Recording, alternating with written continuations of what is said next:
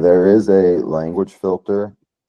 There's a few ways there's multiple ways actually. And I've been, after doing this specifically when we had this program up for the last 8 months, I found there is a very clever way to do this. So I had a gentleman who is in India who works on education visa programs with Indians in America.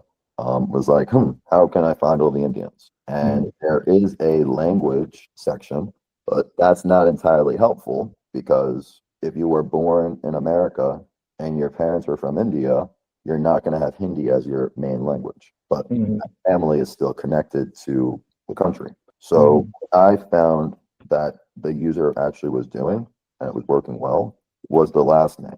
I don't think I saved it, but he was doing it by last name. So like, all right, Patel.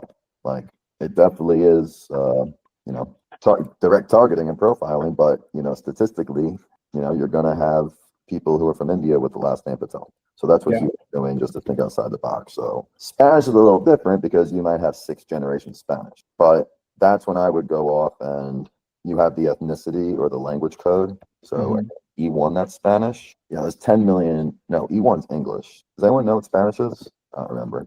I have it. But you get the idea. Oh, here you go. Spanish people. So funny. This goes to your earlier point of like, the more you use this system, the more you learn how to be creative in your, I like to call it audience engineering, and sort of query and filter engineering.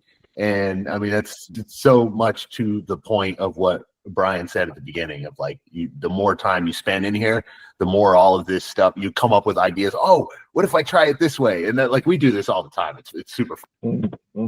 Yeah, and it's, you're more so turning into an archivist, right? You know where it's located and you know the shortcuts of how to get there. They're paying you on your white label, not for the data. I have said it for 4 years, data is worth nothing, because if someone doesn't know what to do with it or has the programs or computing to actually manage it, it is absolutely worthless. So basically that's where you come in, where how do I use this data? Well, that's why there's hundreds of white labels, because all of them do something different. Like, the whole concept originally was, what's wrong with Seamless AI?